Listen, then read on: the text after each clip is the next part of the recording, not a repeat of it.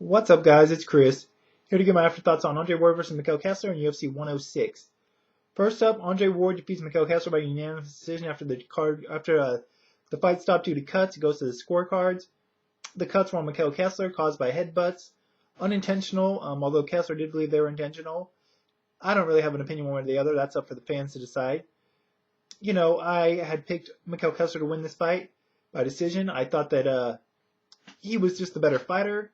I thought he had the better technique. I thought the style matchup favored him. But I was way wrong. Shouts out to GQ Unit 69 and DeGraw, a.k.a. 17 Brandiff. They both had told me that they thought Ward would win this fight pretty easily. They were correct. I was not. To be honest, Mikkel Kessler was never in this fight. Ward's speed befuddled him from the round one. Ward's counterpunches. Ward even had good lead right and left hands. Ward just dominated this fight. Kessler never could get on track. Ward just looked awesome, I don't really have a whole lot to say about the fight, It wasn't the most entertaining to me personally just because it was so one-sided and there was a lot of clinching. That was something Kessler complained to the referee or the announcers about afterwards. There was a lot of clinching on Ward's part, but, even with that involved, Kessler, it just wasn't his night, Ward just, style-wise, just dominated this fight. Even in a rematch, you definitely have to favor Ward the way this fight played out. Based on this performance, you'd have to say Andre Ward's one of the favorites moving on in the tournament from here on, him and Arthur Abraham, of course. Kessler, it'll be interesting to see how he responds to such a one-sided loss, but credit to Andre Ward, he won the WBA light heavyweight title, stellar performance, and, not a whole lot else for me to really say about it, in all honesty. Moving on to UFC 106, entertaining card, in my opinion. This is one of those cards where on paper it didn't look so entertaining, but it turned out to be, we got to see 9 of the 10 fights. So that was great stuff, definitely got your money's worth, especially considering I split the cost between, 3 other people paid like $10, so basically paid $1 a fight. Let's see, I'll just talk about the undercard real quick. Paulo Thiago gets a decision over Jacob Volkman. Good fight, entertaining fight. Brock Larson got smashed by Brian Foster. He tapped out due to strikes. That's when you're getting your ass kicked, in all honesty. George Sotiropoulos gets an armbar on Jason Dent. Sotiropoulos is just a better fighter. Not much to say there. Kendall Grove gets a triangle choke on Jake Roshaw. Roshaw was controlling the fight to that point. Got caught in Kendall's guard. Kendall throwing that triangle real quick and got a win that he sorely needed. Ben Saunders got an impressive first-round knockout on Marcus Davis. I thought Davis was going to win this fight based off the way Saunders looked against Swick. Not so much. Saunders used that awesome Muay Thai clinch. Knees just looked great in there. The guy looks huge for 170. I don't know how that guy makes 170. He looked giant. He looked like a Sagat from Street Fighter or something in there. But he crushed Davis with the knee, dropped him, and just hit him up, finished him up with 2 just devastating punches.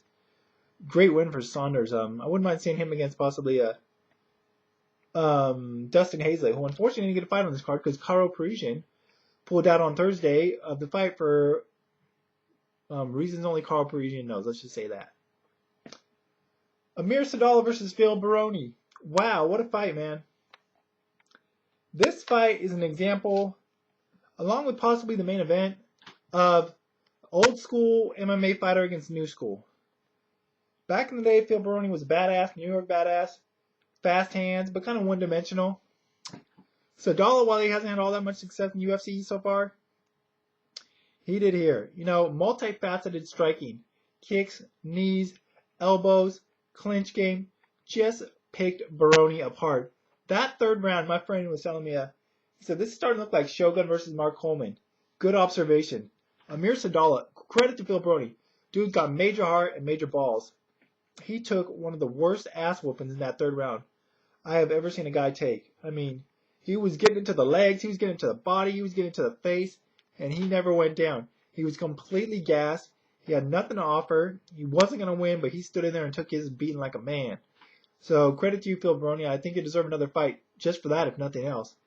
But also credit to Amir Sadallah, man. You look great. Looking forward to seeing you. Actually, I wouldn't mind seeing you against Ben Saunders either. Couple Muay Thai guys in there just trading. That'd be a pretty sick fight. Antonio Rogerio Nogueira against Luis Cane. Rogerio looked awesome making his UFC debut. stunned Kane with a punch early on, and Kane just never was able to get his faculties back. Rogerio stayed on him, kept landing punches. Every time he hit Kane, Kane was stunned. Ended up dropping him, and the ref stepped in. May have been a little early stoppage, doesn't matter. Rogerio definitely had him hurt and probably would have finished him on the ground with either strikes or a submission. So, good to see Little Nog in there, and look forward to see who he's next against. You know, he's a real contender at light heavyweight. Co-main event, Josh Koscheck versus Anthony Johnson. Interesting fight. You know, ugly fight at times, but also entertaining fight. Koscheck, let's see, someone got fouled early. I think Koscheck got fouled. Got kneed on the ground. Said he got kneed or poked in the eye. The replay showed he did not get neither kneed or poked in the eye that he was complaining about. He was wincing his eye, holding it like he couldn't open it. Eventually, he decided to continue fighting, which was interesting because if his eye was in such damage, it sure did get better a lot quicker. I'm not saying he was faking it, but in between rounds, he did not complain about that eye one time. He seemed to see perfectly clear. You know, I don't know. Either way, he ended up poking Anthony Johnson in the eye later, so I don't know. Maybe it's a little payback, but either way, this was a pretty entertaining fight while it lasted, though, especially when they stood in the middle of the ring or the cage and just kind of traded and thrown huge bombs. But Anthony Johnson just isn't that well versed in submission defense at this point. Josh Koscheck got him down with his superior wrestling, and once he got to Anthony Johnson's back, he was able to pretty much set up the rear naked choke and choke Anthony out. Anthony's a very talented fighter, very athletic fighter, very explosive fighter, but he really needs to work on his wrestling defense, and he needs to work on his submission defense for if he's plans on succeeding in the UFC or reaching that upper echelon. As for Koscheck, still not a fan, never will be. Sorry about that, Nunker. I know he's your favorite fighter. I just don't like him. Called out Dan Hardy afterwards. That's not going to happen. Hardy's already got the fight at GSP. I don't know who Koscheck's going to fight, but he might be next in line for a title shot if GSP beats Hardy. Main event, Tito Ortiz versus Forrest Griffin. Almost a replay of the first fight, in all honesty. Tito dominated the first round. Didn't dominate, but definitely got the better. Forrest got the better of the last two rounds, particularly the third. Tito, much like Phil Baroni, as I said earlier, had success earlier in the UFC. Just doesn't seem like his skills have developed all that much since then. Third round, Tito was completely gassed, as was Baroni in his fight. Forrest was picking him apart, not with devastating shots, but just with scoring with punches and kicks. Tito had nothing to offer in return. Forrest gets a split decision. Actually, I thought it should have been a unanimous decision. Tito said afterwards, he had injured his face. He had that bruise. Said he had a cracked skull. Said he had injured his neck. He wasn't able to train fully. And, the fans booed him. It's hard to really say, maybe he was really hurt. You're not going to say. That's the thing with a fighter. If you did have an injury going into a fight, you can't say it because you can't let your opponent know you have any weaknesses. But if you bring it up afterwards, you're going to get booed because it looks like you're making excuses. It's a no-win situation for fighters, I really don't envy that position. I don't know what Tito was dealing with going into the fight. He said he was fine, but like I said, if you tell people what your weaknesses are, they're going to take advantage of it. So either way, Forrest gets revenge. Maybe they should do a third fight, not right away, but down the line, to end all speculation. But Forrest just looked a lot better here. Rebounded nicely from his loss to Anderson Silva. Definitely earned the decision in my opinion. It'll be interesting to see where either guy goes from here on out. Forrest is always going to get fights because he's a big draw, and as is Tito, but it's just going to be very interesting to see who the UFC matches Tito up with after this performance. Be sure to check out the website, thewillbebloodfightshow.com. Check out my Twitter if you're interested. I'll put a link here. Real quick, upon request, I just want to give thoughts on Manny Pacquiao versus Miguel Cotto. Watched it again last night. Not much to say. Manny Pacquiao, early on it was nip and tuck with both guys getting their shots in. Pacquiao definitely seemed to take the best of what Cotto had, both to the head and the body. Didn't seem to affect him too much. Once that fourth round, once he took everything Cotto had to throw at him and came back and knocked him down, it was pretty much all over. It just looked like Cotto knew it was over. Do I think the fight should have been stopped earlier? Yes. I do think the fight should have been stopped in the ninth round, if not after it. I was quite disappointed with Cotto's corner not stopping out the 11th round. Cotto apparently wanted to stop. His father wanted the fight stopped. His corner said no. That was absolutely ridiculous. They're not the one in there getting beat up. It was obvious that Cotto wasn't going to win. He had no chance to win.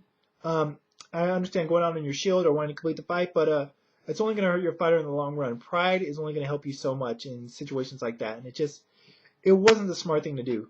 Hopefully Cotto's not damaged goods from this. Manny Pacquiao's performance was awesome. He pretty much did everything I thought he would do, outquicked him.